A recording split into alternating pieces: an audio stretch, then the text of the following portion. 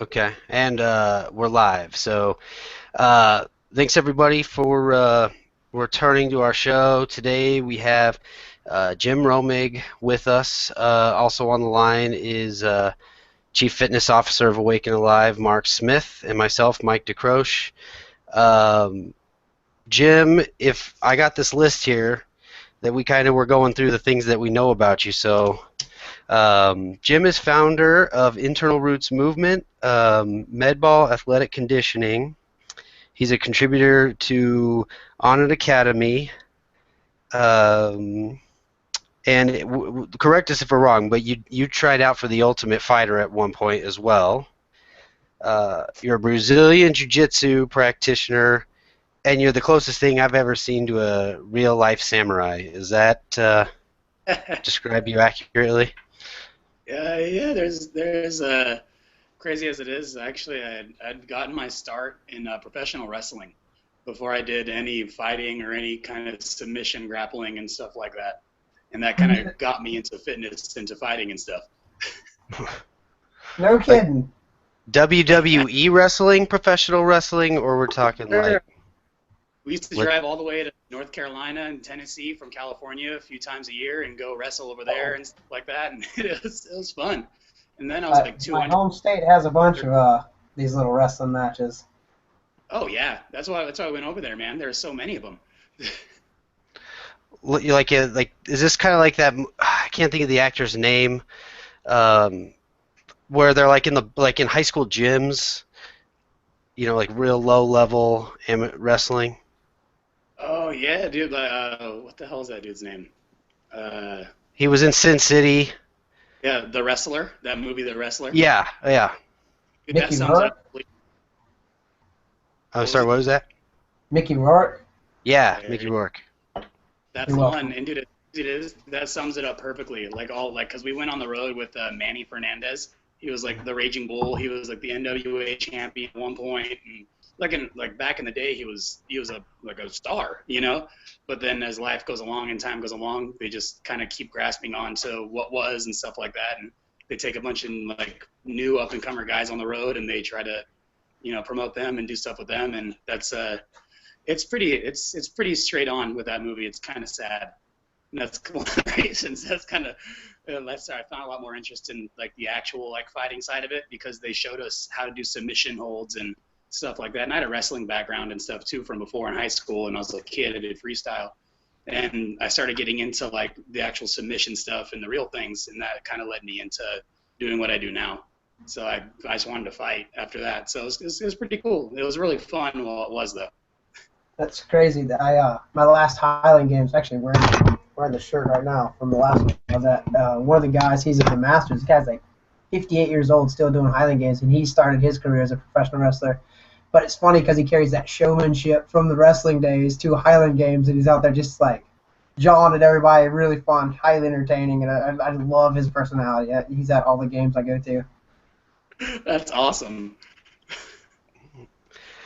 So Jim, Mark and I were talking, and it seems like you've evolved quite a bit over the last couple of years. Maybe you could fill us in on what your new project, Internal Roots Movement, is, and sort of how that evolved out of medball conditioning. Oh yeah, well, it actually kind of started before that when I started Wolf Fitness System with John Wolf.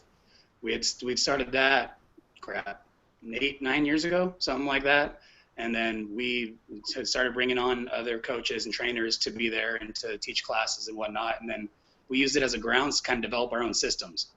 And so there was a time where John had came out with EKG, it was a kettlebell system. Eric or Isik came out Yeah. with his warrior mode, and it was like a lot of body weight kind of stuff. And I came out with like a medball program because I loved medball conditioning. I developed a program just kind of based on fight movements, the complex rotational movements that a lot of people it's hard to take on and a lot hard to apply to fitness in general. And so like I just took a lot of the movements I did in fighting with changing levels and getting up and down in different ways without using your hands and explosive movements and even mimicking stuff like crosses and stuff like that. And then I just had a love for it and a passion for it. And it was so much fun because you can kind of mimic a fight without another guy being there. and beat your own ass doing it and develop your movement patterns at the same time. But then for a long time, I just played, not just played with med ball, but that's what I was like honing on, was teaching that. But all the while, I was teaching everything else too. I was teaching kettlebells, I was teaching clubs, I was teaching yoga, I was teaching flow movements, I was teaching gymnastic style things and all that kind of stuff. And so that was always a passion for me too, even though I just focused on the med ball stuff. But then once John took off and Eric took off to the Honor Academy and stuff like that, and then I stayed back and stayed with Wolf, it kind of just gave me a chance to open up and realize that I like teaching everything. And it's fun, you know, and it's all movement. So as long as you have the foundational patterns down and you know how to move, the tool that you apply to that movement is relative. As long as you know about that tool and you know the ins and out of it and the basics of it, you can apply it to whatever movement you want to do. And it's really, and I got a lot of joy and pleasure out of teaching anybody who came in off the street how to do it. We would teach people that were 60-year-old, 70 years old, or 20-year-old athletes. They'd come in and they'd all do versions of the same thing, or a progressive or aggressive version of the same things, and everyone got joy out of it. So it was really cool just to be able to help teach and open up a lot of avenues for people to move and see what it is they liked. Maybe they didn't know they liked kettlebells. Maybe they didn't know they liked clubs, or even med balls for that matter, or rings or something. So it just, I guess, through all the teaching stuff, really kind of just get a passion for seeing people thrive through it.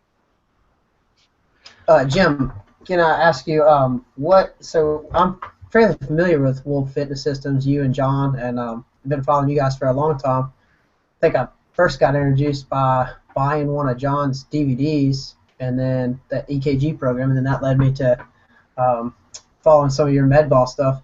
What lessons did you learn from running such a successful program as Wolf Fitness Systems? I know the boot camps were very successful for you guys, and became one of the premier fitness spots in Northern California.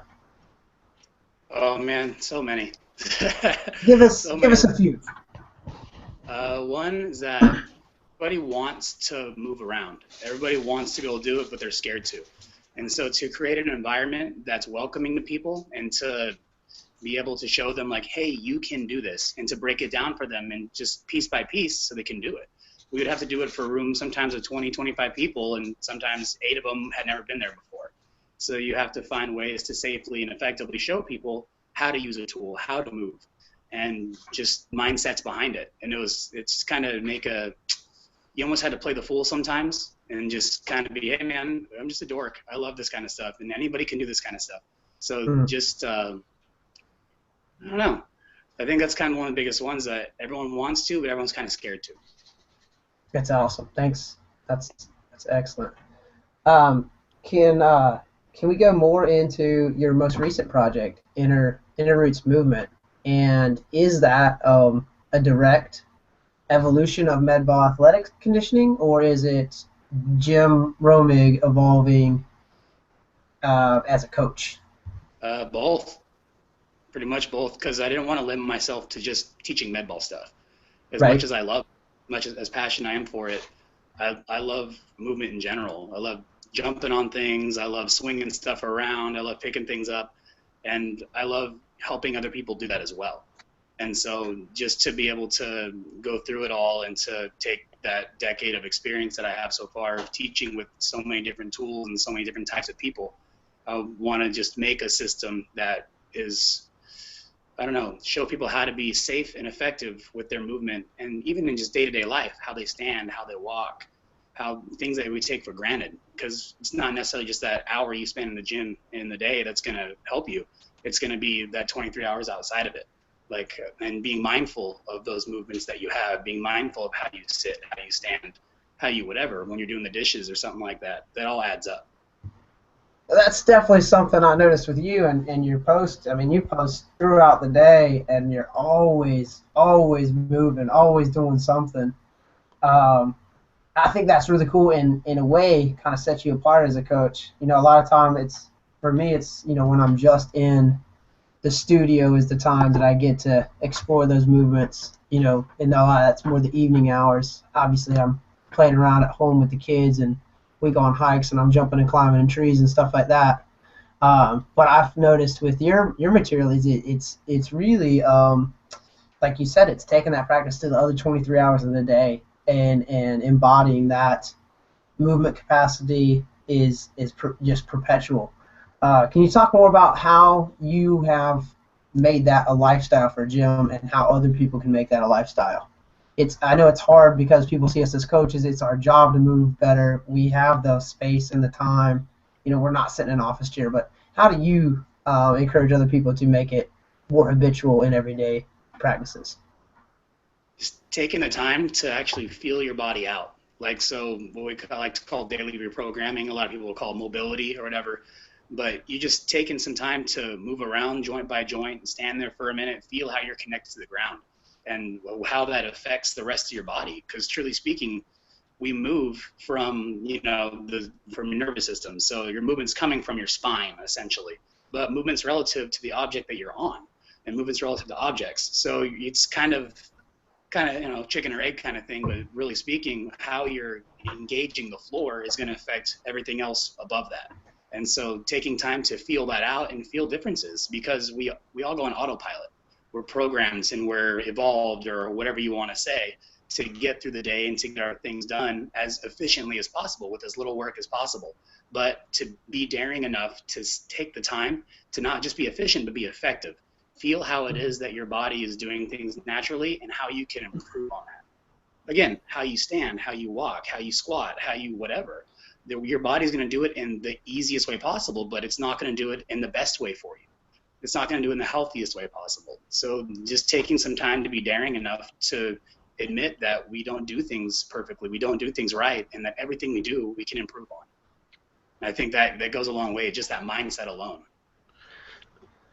Well, and Jim, knowing that a lot of people probably watching the show, do have office jobs or do spend a lot of time sitting in the car, on the couch, or wherever.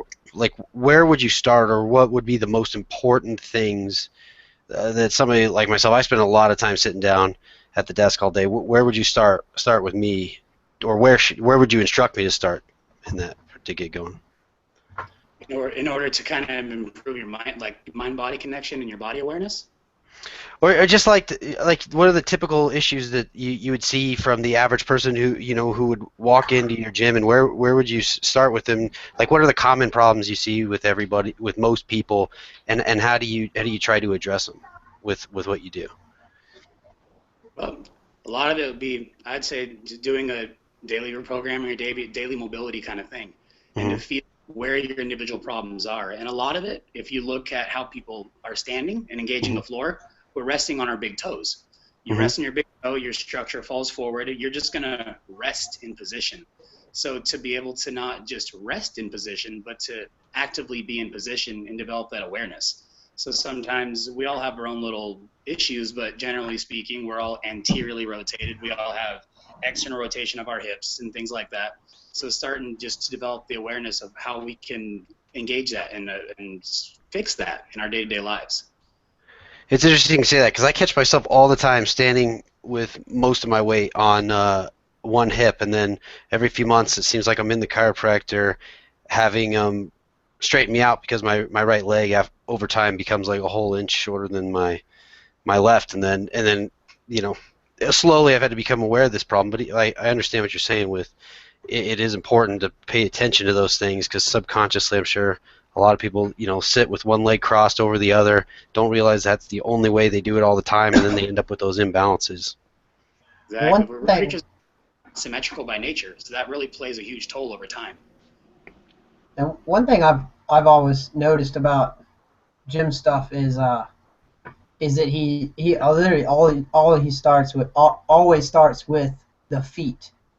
If you look at all his videos, if you look at anything he's written, he starts with foot placement, and there's an enormous amount of attention to detail to the feet. And one thing I know you always cue Jim is the amount of force off the foot. You're constantly going on about the push and the drive, and I think that's a cue that most coaches miss starting with, and it's very important to the conversation we're having right now about everything initiates from the ground up, because that's where we're in contact, or whatever surface. If you're on all fours, obviously the hands would come into play as well. Yep. Whatever your relative foundation is. Right. And Even if you're in a tripod position, you got 2 feet down, one hand down, whatever it is, not allowing, and there's a time and place to relax for sure. But the thing is, we spend most of our time relaxed. We spend most of our time walking across the ground in as much of a relaxed state as possible. So instead of just resting on the floor, driving into it. And it's amazing what kind of a difference that makes. Oh yeah, you had, this is months ago, you did some drill, and I think it was I want to say it was the one where I had the medicine ball and I just did this slow twist, and it was like I was driving, like you said earlier, they're kind of developing like a right cross. It was almost like a punching motion with it, and the cue was to basically generate as much force from the feet, but as slow as possible. Was the movement, and you said it was set you on fire. I was scorched. I mean, scorched. My everything was smoking. My chest, my abs, my feet. I mean, and it's just like that controlled time under tension and generating my own force in such a slow, controlled way. It was incredible. Well, it's anything that you can do slow, you can do fast, but not necessarily the other way around. And taking our time to feel that stuff out, it gives your neurological system a chance to adapt, to truly adapt to it. And any of those little dysfunctions or shortcomings that may be there, or hinges that may be there, you get to address. And, like to say, move honestly and be honest about it. So when we take our time to do that, it gives our body a chance to reveal to our mind what's going on and what needs to be addressed there. And you can't cheat the movement when you go slow. Exactly. And it makes you sweat like a whore in church just after a couple of reps, too. Oh, yeah. Oh, yeah. Yeah, we do a lot of things slow with our students at Silent Fitness. Slow and controlled, and like you said, the translation is, okay, now do it fast. You can do it. Exactly. I love that mindset, man. So Jim, were you? We noticed that you spent a lot of time in Hawaii. Were you there for like an entire month doing nothing but movement in front of strangers on the beach, or did you just have a whole bunch of clips that you just strung out? Because Mark and I were thinking, man, this guy's got the life. He's just hanging out on the beach doing crane walks or whatever you call it. Oh. Dude, I thought you had moved, man. I'm not lying. I thought you had moved. I was like, he didn't even send me a postcard telling me he was moving from California to Hawaii. I thought you had moved.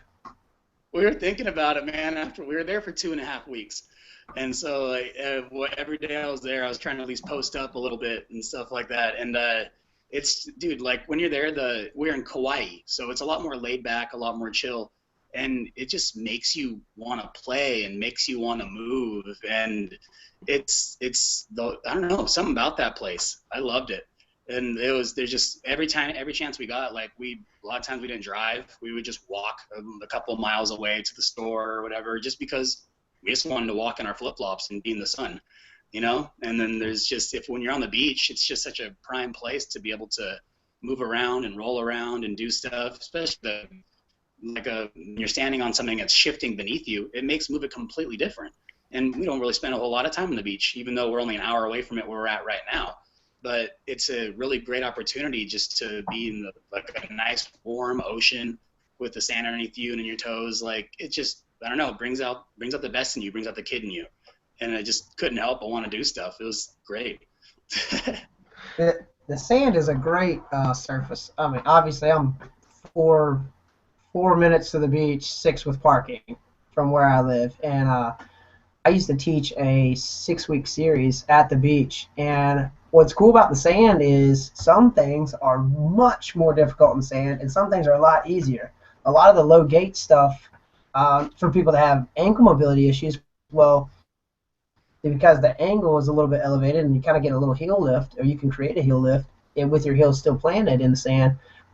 It opens up a lot of low gate exploration for people that normally on a flat, hard surface like a gym floor would struggle immensely with it. And then through that process and it being a little bit easier to start, all of a sudden you start to see the tips open up, knees, ankles change, and it's really cool. But then you do something like locomotion, like a lizard crawl or a lion crawl, something like that. Much more difficult. Sprints in the sand, brutal. We all know that one. Jumps, that's different too. The driving the force into a surface that's going to give way the jumping is not quite the same, but the landing might be a little easier. Relatively. Depends. Because Yeah. sometimes you're in the same spot that you could be giving your footprint, being kind of making a little hole there. And if you're landing there Right. over and over again, you kind of start digging a hole for yourself. So it sometimes it's better, sometimes it's easier when you land. But even the rotational movements too, having a ground the ground that shifts beneath you, there's not so much friction in between your foot and the ground. So you Right, kind of the pivots are easier. a little bit with just a little bit of like the resistance it would have had before, not nearly as much as with shoes on concrete or with a sock on a mat or something like that. Right. And then you can dig a hole too. You can go back to digging that hole more. You keep pivoting until you get to China. Jim, I want to talk a little bit now. Moving on about nutrition, man. You really seem to have that dialed in. You're always drinking delicious kombucha, as you say. I know you're big on. I knew it was. As soon as I saw you drink it, I knew that's what it was. You do your probiotic rich breakfast post a lot of times with all the delicious seeds and powders and all that stuff. Let's talk a little bit about nutrition. It's an area everybody struggles with, it seems, unless they got it dialed in. And let's just hear what you got to say about it. Oh man, I love eating. I love food. I eat a lot, and so I just want to make sure that I'm eating the right stuff that makes me feel good and makes my wife feel good, and to just be as healthy and clear-minded as we can. And I spent a lot of time when I was younger eating like shit, or sorry, eating garbage. I don't know if I can say that. Say whatever you want. Okay. Yeah, you can say shit. Yeah. All right, right on. I ate like shit forever, man, and like it. And when you're young, you don't notice it, but when you start getting older, you can start telling the difference in what it does to your body. And like, when I think I was 19, I kind of started getting into lifting and stuff like that, and I got up to 230 something pounds. What? Yeah, all I did was power lift and eat meat. Jim? That's all I did. Oh wait, dude. I wouldn't nothing. All I ate was eat meat and eggs, and then I That's just lifted. crazy. You got pictures, man? We gotta get some pictures up here. We gotta see some pictures of Jim at 230, man. Yeah, I was gonna say, dude, you're pretty lean. Where are you at now? That's 230 be a huge leap from where you're looking at. 175. 75? Yeah, that's what I was gonna peg you at 175. So like I was such an extreme like meat eater, and that's it. 'Cause I just wanted to put on weight. I just kind of, once I started realizing, I want to lean up and I want to be more agile and stuff like that, that you got to eat differently. So I started incorporating more vegetables into it. And to be honest, man, I've just spent countless hours on the internet reading about food and reading about what it does to your body and reading different people's theories on food and things like that. And pretty much the sum of it all is how I eat now. And I know, whether it's like getting away from, everyone knows like the refined sugars and the flours and stuff like that. So kind of Are delicious. Yeah, exactly. But I always figure I'll give myself a day, a week, or so every couple of weeks, and I'll pig out on that kind of stuff. Just the other day we had some gluten-free pizza and tacos and stuff like that, and I'll smash down on that. But for the most part, I'd like to keep my body as fuel as possible. And so one way I found with that is smoothies and juicing and things like that. I mean, I'm going through a lot of phases and stuff, but where I'm at now, like I've realized that your body loves it. It loves stuff that's already broken down for you, and you can put a shit ton of vegetables and great protein and fats just all in one big meal and pound them down. And then it's great for on the go too, because when I had the gym, I was there for 8 hours, 10 hours, 12 hours at a time or something like that. And you didn't have time to make a bunch of meals and bring them with you. So, you have a couple smoothies that you can throw in the fridge and you have a great source of nutrients. It's right there for you. And I don't know. There's just a whole lot of trial and error too, I guess. Jim, the wrestling thing makes a lot more sense, picturing you at 230 instead of 175. Yeah, I kept trying to picture him at 175, with like some tight pants on or something, and jumping up on the ring. I know he's crazy athletic, and I'm like, man, I just picture all the ones I've been to, which have been like 4 local ones, These dudes are big, man. Like, even at the amateur level, they're big dudes. But yeah, 230 makes sense if you were doing the wrestling thing. What was Yeah. your wrestling name? I had a few, like, because I have a lot of energy, so like I'd go out there as Jimmy Blue, so that was like my main kind of dude, and then I'd bring a couple of those lucha masks, and I'd go out as a couple different. So like they would just put a mask on me in a different singlet and stuff like that, and I'd go out and do it again, and then sometimes I'd go three times a night. Oh man, yeah, it's crazy. It is fake, right? It is. It's choreographed. You're gonna decide who wins. You're gonna do all that. But we used to you would beat the shit out of each other, like because we, especially the guys that I went with, everyone knows it's fake, so you want to make it look as unfake as possible. So we'd stiff the shit out of each other. Like I got a couple of mild concussions getting kneed in the head, just because you want to make it look good, kind of thing. And we'd a lot of times like the chops, like Ric Flair doing the chops and shit like that. Mm-hmm. You would not hold back. We'd actually bleed through our chest and stuff sometimes just from doing it so hard because you want to make it look good, so you want to sell it, kind of thing. So like you get beat up. There's no doubt about that. That's crazy. When did you try out for the Ultimate Fighter? It toughens you, like lame ass little dude or some nobody that's gonna get over on you, and like you're like the crowd's supposed to believe this tiny ass guy just pinned this huge ass dude. It's like so like it's silly for sure, but like it gives you some good skill sets, and it's honestly fun as hell. Think of it as like near full contact dancing. You're working with somebody that's working with you, but there's also different styles. So we did American style, obviously. But then where I'm from, it's a very heavy Hispanic population, so we did a lot of lucha stuff too. So a lot of flying around and a lot of acrobatic kind of things and stuff like that. And then there's Japanese style, which is a lot stiffer. You want to hit harder and you want to do things like that. And we kind of like to incorporate them all. We like to fly around. We like to tell a story with it, but you'd also want to make sure that, hey, you guys are getting your asses beat, because it doesn't want to make it look that you shouldn't be able to just walk out happily afterwards. You got to make it look like a goddamn battle. Dude, I learned way more than I ever thought there was to know about professional wrestling. I didn't know there were different styles. That's cool. I mean, it makes sense. Different cultures do things differently. Watch WWE or whatever it is, and they throw them off. You throw it the left, and that's Japanese style too. Lucha style, you go on the right. The shoulder you make contact with your left side in American and Japanese, right side on lucha. So that was the confusing thing too, is that you got to switch the way you're doing things when you go lucha style. So there's so many weird little things with it, man. That's crazy. Real quick, who's your favorite Ultimate Fighter, or who's your favorite professional UFC fighter? Professional UFC fighter, like currently, or yeah, of all time? Well, I'll tell you what. Let's make it two questions. Best favorite ever, and currently, who's the guy you find yourself pulling for the most? Oh, dude, I'm just Randy Couture fan, man. Like just he's through and through. I love that guy. He was never the best, never whatever. He had a lot of holes in his game, but god damn, that wasn't just like a warrior and just an awesome dude. Like my heart just is always just throb for that dude. He's just awesome. Everything, like, love that guy. But then like currently, I really like Luke Rockhold. Man, that dude. That guy, his kicks are ridiculous.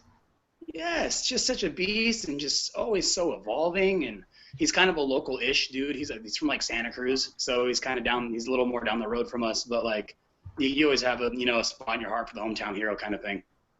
His whole family's stupid athletic. Like, one of his brothers went and excelled in volleyball, one went and excelled in basketball. It's like whatever sport anybody in his family picked, they just like excelled at. It was cool. I got a Randy Couture story for you. So I had my 5th year of college. I lived in this tiny single studio apartment. It's basically a couch and a bed in one room. And I had this tiny fridge, and on it was a poster of Randy Couture. Now, at the time, I was just trying to gain weight, like you were talking about earlier, man. I was just lifting heavy all the time and putting out the calories. And I would be pounding these, like, 900-calorie shakes and while eating a plate of steak and broccoli.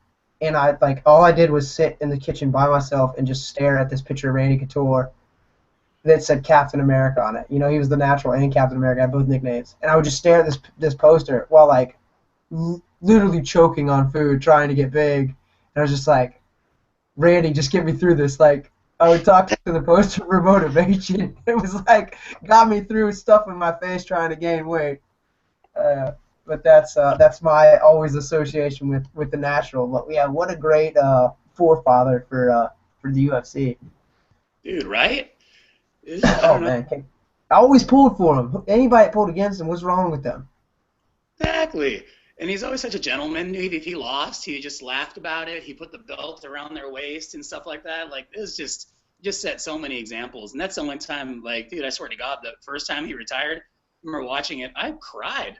I straight up cried when that dude retired. I was like, no, I how was is I was that emotional. right now? I My was world came emotional down. too. It was a hard night for me. I'm sure it was for him, but So Jim, when did you try out for the Ultimate Fighter? Or were you actually uh, on the show? no, I was an alternate that never got used. And so like I made it to whatever, like I made it to them like the finals, and like because they make you go in like little phases when you go over there to go try out. They do like a what was it? I think two of the times I had to go like actually go to Vegas to go try out, and then one of the times they called me and just said, "Hey, we're doing a new season, so go ahead and come over and see if you make the cut," kind of thing. There wasn't even a tryout for that season, and so you went out and like they did my medicals and all that kind of stuff, and I got to hang out with all their dudes, and then like you had to after all your medicals you had to do a interview with the producers and stuff like that, and then you talk to them, and then they decide whether or not you have the charisma and stuff like that they want. And so first, I got to the producer thing a couple of times, and then they said that we'll give you a call, and they actually told me I made it. One time they called and said, "Hey, you're on the show." I was like, "Oh, no way, this is awesome!" And I was so stoked. And then a day later they called and said, "Never mind, don't come out here." So like, in my head I had gotten on, and then all of a sudden the next day I got taken away. So you didn't actually have to do any fighting or any short matches or anything like that through that process? No, you had to. All you had to do was what was it? Round one, you had to grapple. So like you had to do like a grappling match with somebody, submissions, and then you had to go hit pads. If you make the cut from the grappling thing, you have to go hit pads after that. And then if you make the cut from there, you talk to the producers. And that's at the time. I don't know how they do it now. That was a while back. And What I, was that? so What season I of that? think they still do it like that because I knew a guy that recently tried out and it was about the same format. okay. It was fun though, man. It was really cool, and you get to meet a lot of like fighters and a lot of dudes that have been on it before, like dudes that have big names, bringing their friends in to come try it out. So it was just great being in the environment. Oh, looks like Mark's got a daddy time. We're all right. Keep going. What up, little man? Can you say hi? Nope. We're gonna roll with the Q&A. Good job, buddy. That's Hey. Jim.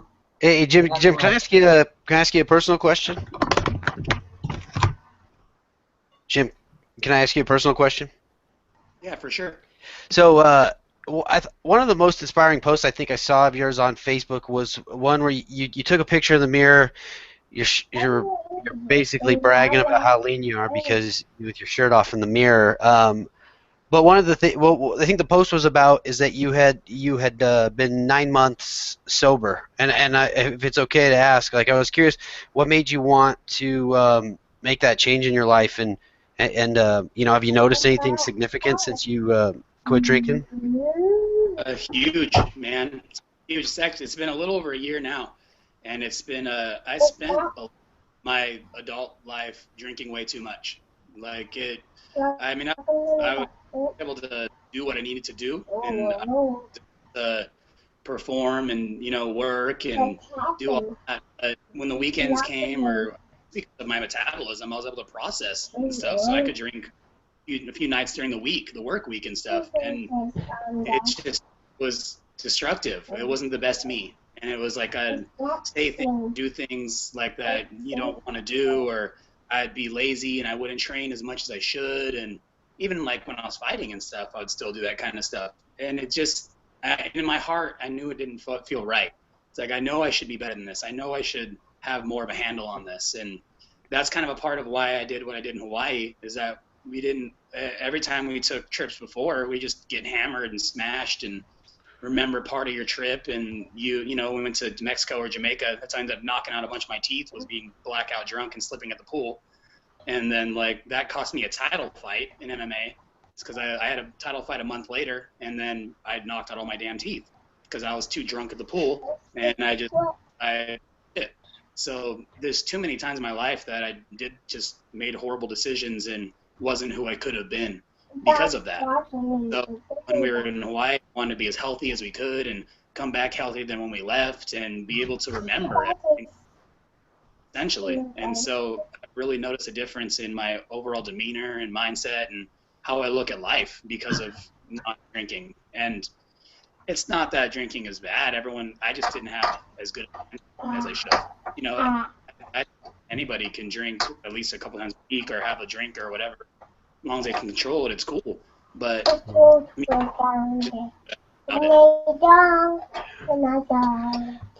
I am with it, I guess. There's always that part where a couple drinks in, you're all happy and giddy and everything's cool, but it never ended there. You know, you always think, oh, more is better. And so the whole more is better mindset just screwed me. So I had to kind of go the opposite way for a while. And even before this, for the past maybe like 2 years, we've been going on like 9 months at a time, not drinking and stuff like that. But this whole year been dry. Been really to be able to just kind of hone in and realize what's important too. Because, I mean, look at that right there. At some point, I'm going to want to have a kid, or maybe 2. And I want to make sure that kid has the best genes possible. And I figure, I don't know, but through like what we're finding out with epigenetics and genetic expression and stuff, I don't want to pass on an alcoholic gene to my kids. So I'd like to be able to stay dry for as long as I can to hopefully give them a better chance at not wanting booze as much as I did. Yeah, for sure. I appreciate you sharing that, you know, because I think, especially with a lot of, you know, myself included, you know, everywhere you go, you're constantly surrounded by alcohol. You know, it's something before I had kids, I think a lot of people do. Man, that was almost every night of the week. You know, the wife and I would come home, pop open a bottle of wine or whatever. You know, now I've got a couple small kids too, and so it has helped. Having them around has helped sort of curtail that, because you got to be on your game in case somebody breaks an arm or got to run. But I felt that post was really inspiring, and I think a lot of people struggle with it anymore. It seems to sort of be a pervasive thing, and like you said, if you can control it, it's not that big of a deal. You know, it can be a great stress reliever. I mean, I like to have a few on Friday and Saturday night, but you know, the performance effect of it, I think a lot of guys really underestimate how much it affects their work, their motions, their hormones. You know, how well they perform in the gym, just at everything, even their relationships, changing their mood. So, yeah, like I said, I appreciate you sharing that and being so open with us. Absolutely, and what also too, then your gut biome, all the bacteria and stuff you have in your belly, alcohol just screws that stuff. And so the more I started learning about that, the more I realized, man, I can't keep doing this, because all of your health is going to start in your belly. You know, that's where so much of it is, and they call it your second brain. And I was like, why am I making so many bad decisions when I have this in my system? Even when you're not drunk anymore, you did a number on your belly and your stomach. So I just kind of want to take some time to go the opposite direction, and that's why I'm so adamant about probiotics and kombucha and stuff like that too, is that I wanted to rebuild that system and make it as you know, I guess you could say as positive a place as possible, as healthy of a place as possible for me. So are you sure though that your stomach doesn't like booze? Because when I drink, I'm getting a pretty heavy signal from my stomach saying that it's pretty awesome, and keep going. Well, see, I would do it to where my stomach would hurt, and then I'd keep doing it. So, like, That's funny. I actually noticed that about you when we were in we went out, we had a couple of beers and you didn't have it there, and then at the airport you didn't have a beer, and I was just like, man, I kind of respect that, you know, like I never went through the big party phase. I didn't start drinking until I was like 23, and it was like a beer here, beer there type guy. But I definitely respect anybody that's been through an addiction and battled it. You know, my family's had it for sure. Were those in your Randy Couture days, Mark, where you were too busy staring at the poster on your fridge to drink, or?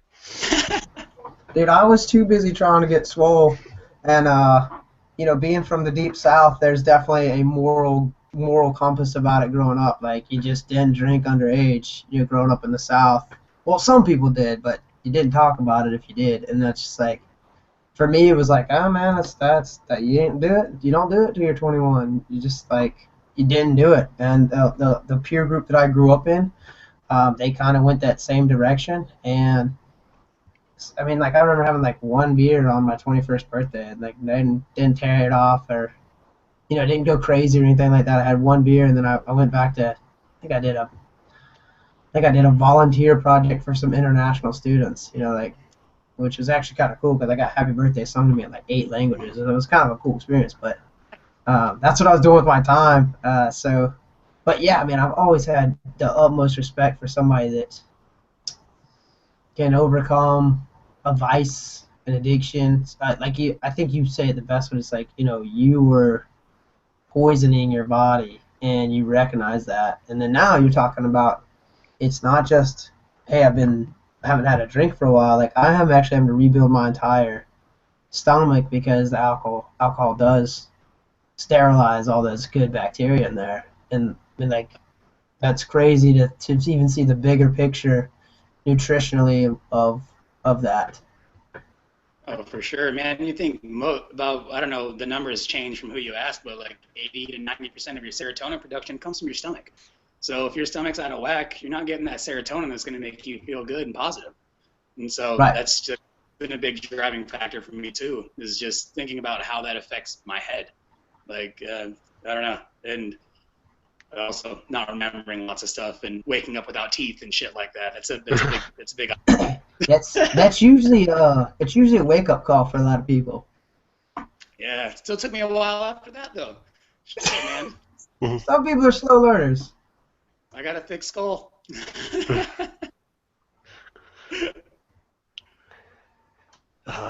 Nice, Mark. What else did we want to ask Jim about? Did we cover everything? Well, we covered we pretty much covered everything. We got our big lesson from owning a productive and successful boot camp fitness system was that everybody wants to move, yet a lot of people are scared. And then tying that back into what Jim said when it came to everyday movement, and don't want to blow the quote, but you called it reprogramming. Is that what you called it, Jim? Daily programming, yeah. Yeah, daily reprogramming. Okay, so kind of tying the two together is, I think a big takeaway from our conversation today is that everybody wants to move, and as educators in movement, we have to get them to overcome the big obstacle, which is fear. I don't know how to move. I'm scared of it. I'm scared to get hurt. I don't know how to use that object because I don't have an appropriate movement base. I don't have that palette that I can just add anything to.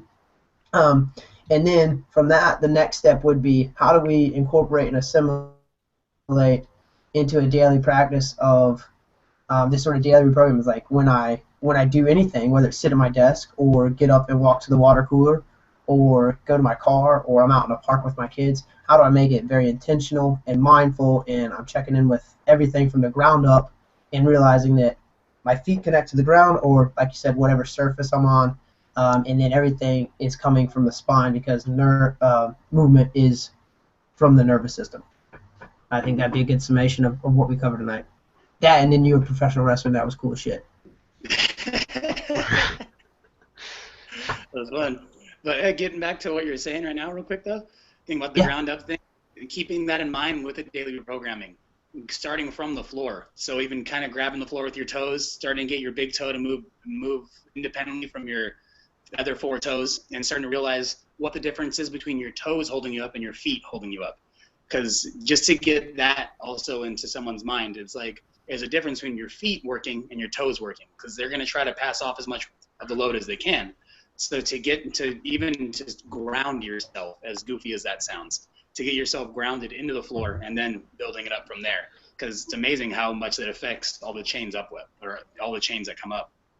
So, Jim, maybe you could describe like if I when you're standing, and I'm thinking into my or feeling into my feet or whatever you want to say.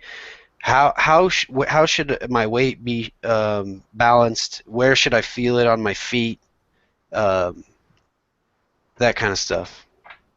Well, most people tend to not be able to press into their heels or their forefoot, especially like the inside edge. So beneath the big toe and the biggest part of the forefoot. So a lot of times the big toe is going to take that load, and then just part of the heel, or even how we naturally stand, the weight just kind of shifts onto those toes. And so getting the whole forefoot and around to really press down and to engage and to not just rest on, but press the floor away from, or press the floor away. Nice. Okay. Thanks. Mid-foot balance, I guess, is a way that people would say it, an easier way. But to be mindful that we don't want to just fall to the outsides, which is more likely people are going to do. Huh. Yeah, I see a lot of the problems that I see come through my studio. A simple gait assessment usually provides the answer, and it seems like 9 times out of 10, it's like if I can start fixing the feet and the ankles, it just sort of works its way right up the chain from there. The next thing you know, the knees, hips, spine, shoulders, it all sort of kind of comes together. Mm-hmm. Now, does it depend on the individual? Like, or is there an ideal foot position? Because sometimes you see people they naturally stand sort of duck-footed or pigeon-footed with their toes out. Other people have got them in. Others are nice and straight when they stand. Is any of that better than the other, or does it depend on the biomechanics of the person you're looking at? It's the biomechanics and the habits of the person. So if a person is usually having the external rotation of the hips, and they're standing with their feet pointed outwards, try to get them to bring them in just a little bit, not overly so that you're pigeon-toed or whatever, but just to get them squared up and lined up. So generally speaking, just getting your knees to track your toes and be pointed directly forward is a good thing to strive for. That way you're just finding out what neutral is. So if you can get a feeling of what neutral is, then you can kind of be aware of when you start deviating from that. And you don't always want to be in neutral. That's not always what's going to happen. Like, life isn't always going to be in a neutral state, but at least you can develop the awareness of it. And also your tissues want to keep taking the load over and over again, how they have habitually for years. You can start countering that kind of stuff and start getting other things to activate to help pull things into place. Yeah, and like you said, it's the hips. When somebody's when their feet are pointing out, it's external rotation of the hips. So usually you're gonna address the hips to correct that, not necessarily the feet. Foot problems are when you see like a stepping issue, or somebody rolling to the outside of the foot, and like Jim said earlier, not being able to press through the forefoot of these sort of things. But yeah, a lot of times it is the hips, and the hips are a rotten mess in the average American. Do you guys ever inspect the bottoms of somebody's shoes and see I'm assuming you could look at how they're wearing on the bottom and kind of get a good indication of some of the issues? Is that useful with any of the stuff you guys do? If it were up to me, I'd take everybody's shoe and throw them out the door. Everything we did was barefoot and with socks. So we always just got a chance to really see what was going on with their feet. And plus, being on mats, you can kind of tell where they're pressing into and where they're not.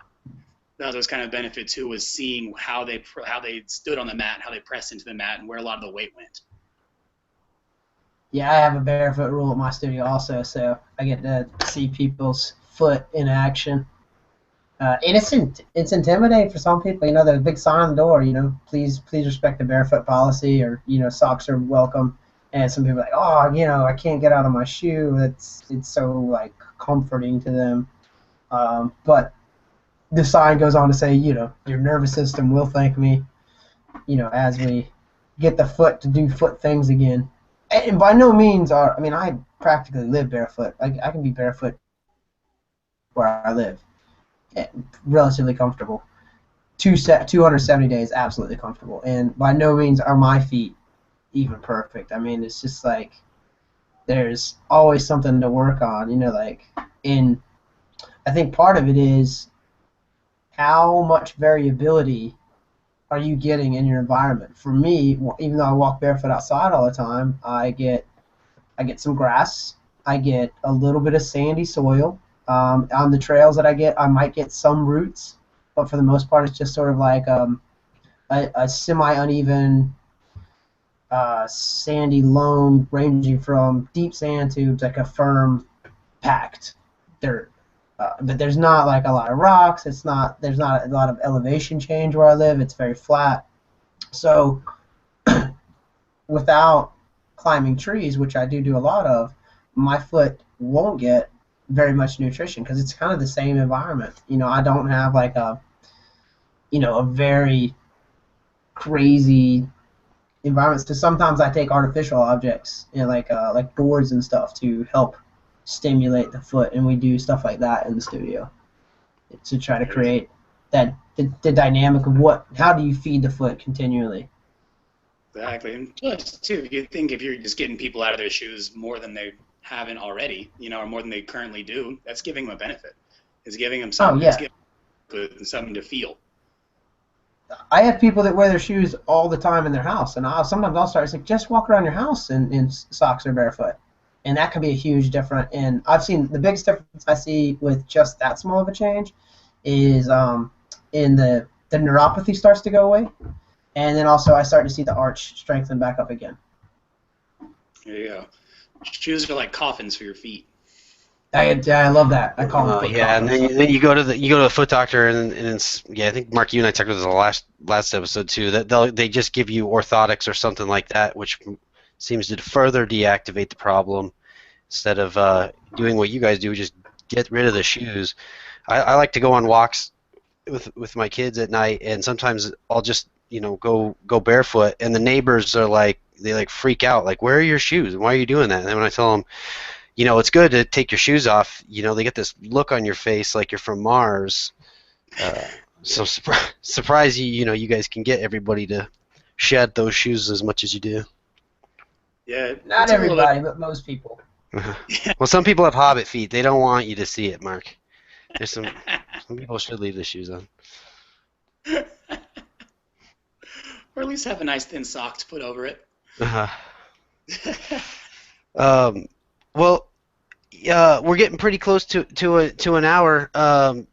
Jim, we wanted to thank you for taking time to come and hang out with us. I know Mark and I are both huge fans. I'm surprised Mark curtailed his affection for you as much as he did. I was a little concerned this was just going to be turned into a love fest, but I was hoping it was going to be honest with you. I was kind of sad it stopped. Jim, do you have any questions for us while we have you on the line? Do you have any questions for either Mike or myself? No, man. I'm super honored and stoked to be here, and I loved just being online with you guys and talking and connecting with you and sharing ideas and all that. Like I'm just happy as a clam right now. Awesome.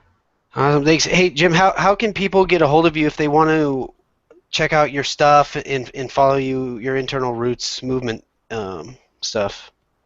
For now, Internal Roots Movement I have a Facebook page for that, or they can just follow me, Jim Romig, on Facebook, and it's the same for Twitter and what's the other one? Instagram, Jim Romig, ROMIG, and it's just all connected. I gotta just still develop a website and stuff like that, so kind of getting everything off the ground with that. Okay, cool. I'll try to get a hold of copies of all your links and include them in the description box below the show, so it'll make it easier for people to find you when we're done. Right on, man. I appreciate that. Yeah, sure. Well, Mark, Jim, you guys have a good night. We'll talk to you soon. And I hate to plug stuff, but anybody please watching this, please subscribe to our YouTube channel. Check out our newsletter. If you subscribe, you'll get a coupon code good for 15% off everything in our store. And Mark's working on some great programming. Along with the newsletter, you get a free 4-week workout movement and workout every month. So please keep an eye out for that and consider joining. Otherwise, thanks for checking out the video, and we'll see you soon. Jim, great to see you, man. You too, brother, man. Take care of yourselves. Yeah, All see you, right, Jim. cheers, guys. Thanks. Bye.